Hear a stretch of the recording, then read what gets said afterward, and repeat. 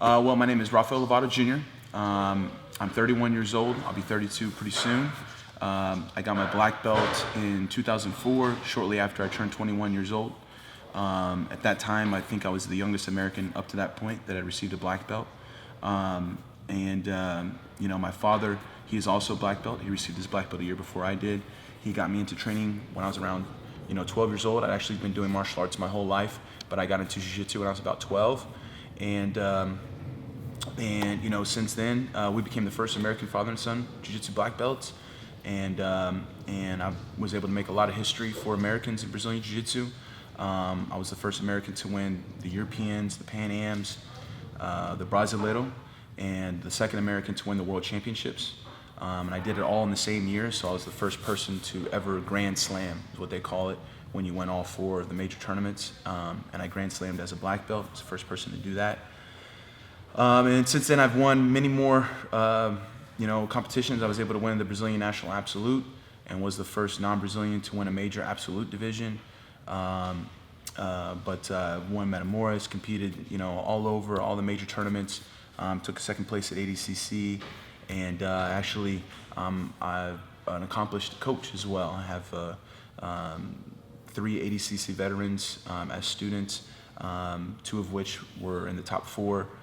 Justin Rader was a bronze medalist, and I took the largest American team ever to ADCC, and I was the first American to produce an American black belt world champion, and that was in 2010 when my student Justin Rader won the Nogi Worlds as a black belt, and I also have another black belt who has won the Nogi Worlds as well. So I've spent a lot of my time teaching, have a great team. The coaching aspect is something that I really enjoy. I like helping my students achieve their goals, and it's awesome to have started young enough to have my own black belts to compete alongside with me in the black belt division and at the big tournaments like ADCC.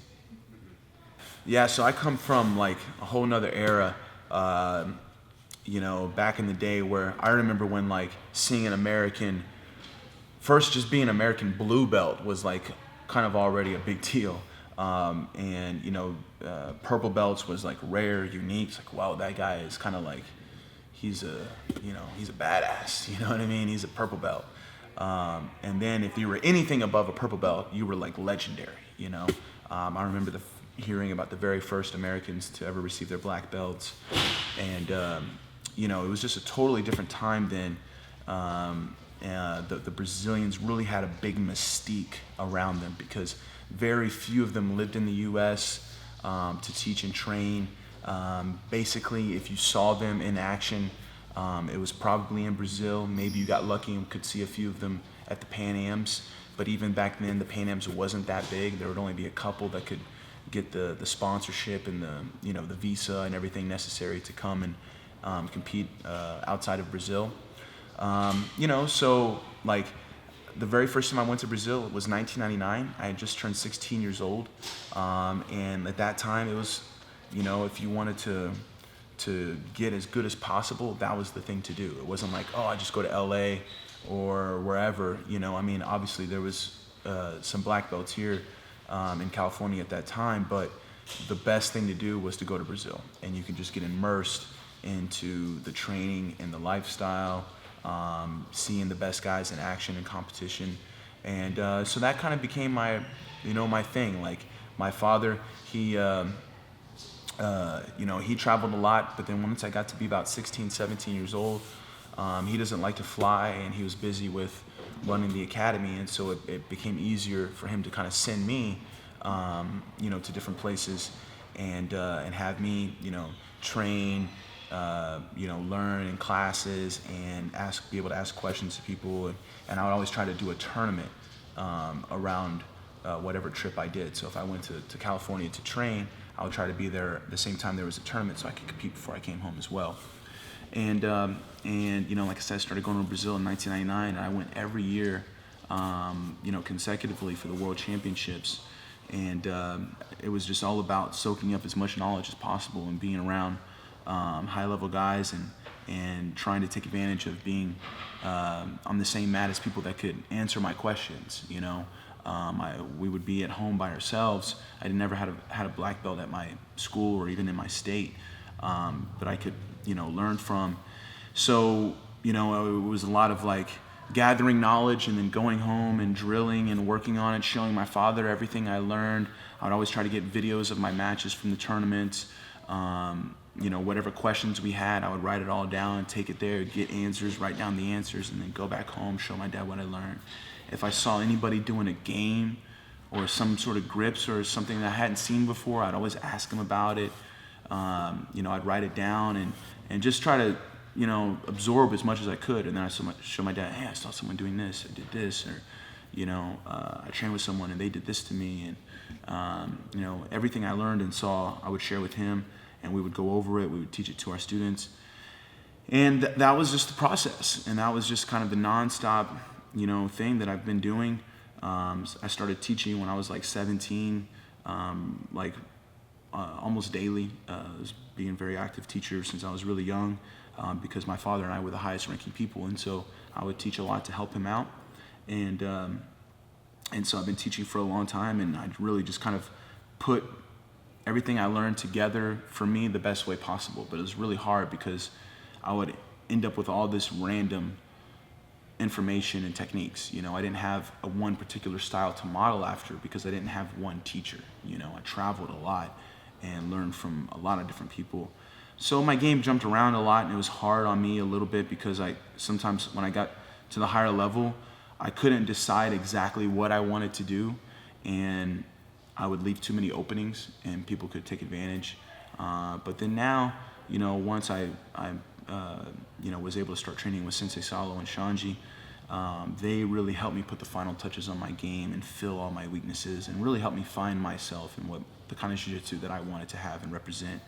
And thankfully, it really kind of rounded out my game to where, I grew up a lot playing guard, a lot of different kinds of guards, and I have different, tools and weapons that aren't necessarily exactly what Salo and Shanji do, but I got good at it. And then when I got their style and absorbed their jiu-jitsu, it really completed my game, and it gave me a very versatile game. So I feel very comfortable in all positions, and I just very thankful that out of all my traveling, all my experience, I was able to connect with Salo, and that connection happened, and it was life-changing for me. And now I'm thankful to have and represent what I feel is the best jiu-jitsu in the world, the Hibeto Jiu-Jitsu. So, well, this is something that you have to study. In the beginning, you can go to class, you're going to absorb all the techniques, and you're going to get some great information that can help you a lot in the beginning. But as you get higher up in the ranks, just going to class isn't enough. That'll help you get a little better, but maybe the techniques that you're learning in class that day aren't exactly what you need, or maybe there's different areas in your game that you need to be focused on that isn't being talked about, or you're not analyzing enough. And especially when you're training in one place, training a lot with the same people, your rounds can be very similar every time. You guys know each other's moves, and it almost gets to where you can kind of hide your weaknesses a little bit, and stay away from certain areas where you're weak, and you kind of miss developing the full spectrum of your game. And so, notes is one thing. Really, I'd like to say more of a journal, keeping a jiu-jitsu journal, kind of documenting your training and really being honest with yourself and critical with yourself with where you're weak, where you need to work, and piecing your game together. You know what I mean? Some people, their game comes to them very naturally. They know exactly what they like to do. They know exactly what they like to play. They say, I want to do this guard game. I want to pass this way. I want to finish this way, and that's it. So for some people, that it's very easy for them to find what style they want to have. Others, they can't figure it out. They're just like, well, I'm still trying to figure out my game. You know what I mean? And so that takes some active studying and work, really, to figure that out. So for example, for a journal, it could be like this. You could have like different things that you're working on. So let's say maybe I want to focus on my guard. If I'm still trying to figure out what guard game I want to play, then I could maybe have a time where I'm experimenting with the hand and the collar, and I say I'm going to try to work these moves with the hand and the collar. If it works good for me, awesome. If there's different things people are doing to counter it, I'm going to make note of that and figure out how I can counter that counter. Ask questions, all right? The good thing about the journal and taking notes, it promotes you to ask questions, which a lot of people don't do enough, all right? They can get a little spoiled in the fact that they have someone there that can answer their questions at any time, and they don't actively think to do it every day. And so, that's one thing I really appreciate about my journey is that I didn't have someone there to ask questions to all the time. So I had to actively think, what are my questions? If something happened in training that something didn't work good for me, or someone did something to me that I didn't know how to stop, or I didn't know what mistake I made, I would always be sure to write it down and then ask someone the next time that I could. And so a lot of those questions, a lot of those things I learned years and years ago have stuck with me ever since, because at that time when I finally had my question answered, or I learned that technique, it was something big and amazing for me, because I'd been on my own without it for such a long time. So I love how having a journal promotes you to ask questions. But basically, you can ask questions, maybe even to that person, and say, hey, what did you do to shut me down there? And you could, at the end of it, you could say, okay, this worked good for me. I figured out some things. I like this. I want to stick with it. Or maybe I want to give Spider Guard a shot, and do Spider Guard and document how that works for you, And if it works good, then maybe that's your game. But then anyways, once you decide, okay, this is what I'm sticking with, then you can really kind of branch out off of that and say, okay, I started with maybe Spider Guard, and my omoplata was feeling good. All right, so now what sweeps can I add in, And then I'm going to build on some sweeps. I'm going to see where those sweeps take me. What area of the guard are they going to put me in? So then what pass should I add to it? And then next thing you know, you're connecting everything and you're making a game. You can, I think it's good to have goals inside your journal, your year goals, monthly goals, weekly goals, what sweep you're trying to do this week, what pass you're trying to do this week, what submission you're trying to do. You got to know what it is you're trying to do in your training, what you're trying to be successful at or get good at, or what area that you need help with. Maybe I'm more of a passer, and so for the next 2 months, I'm going to start every round playing guard first. That could be a goal that's in your journal. There's so many different ways to do it, but it's great for putting together your game, making you keep track of your questions. You can have your goals in there. You can have motivational quotes in there.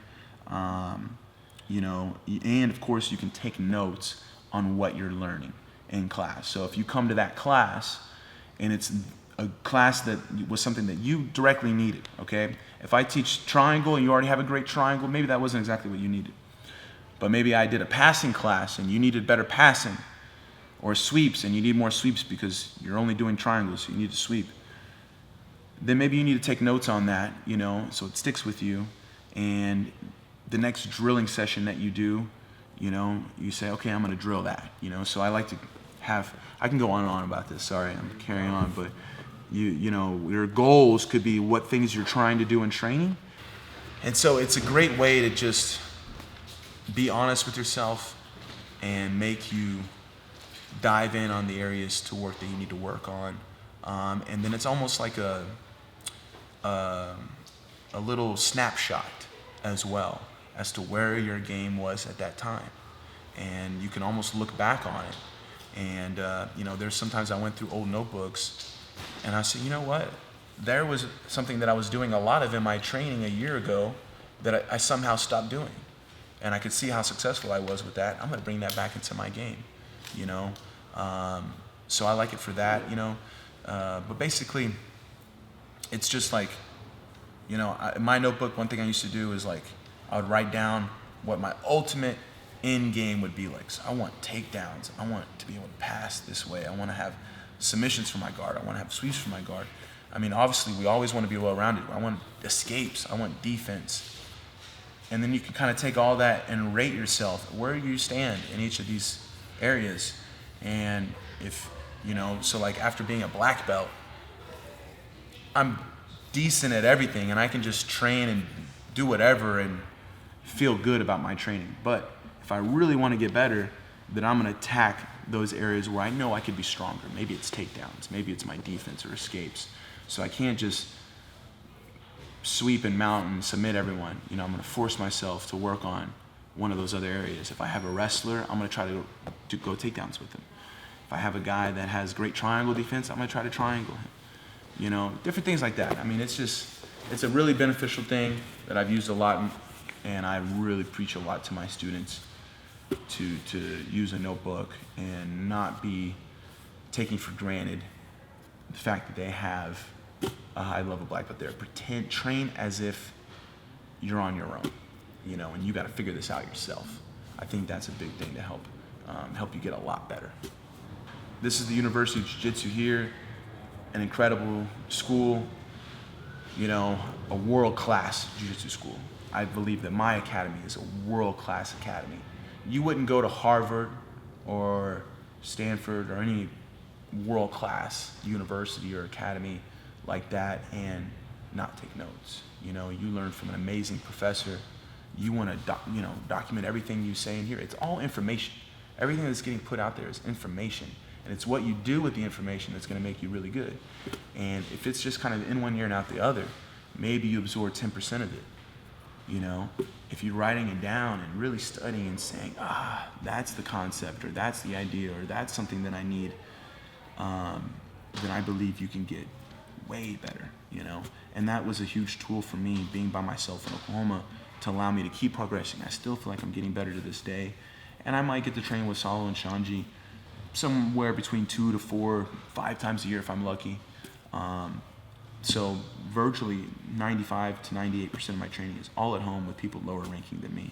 And so if I don't do these things to analyze and be critical of myself and take a scientific approach where I'm really studying, then I could plateau. And I don't want to plateau, And so staying active in competition is also another way to keep gaining information, to know where you're weak and what you need to improve on. So that helped me a lot too. And I would take notes on what happened to me in competition, and I would study the video of what happened to me in competition.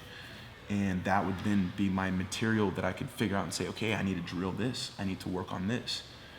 Everything that's happening, even in your training, I mean, there's information being told to you on where you're weak and where you could be better. Maybe you're losing good positions.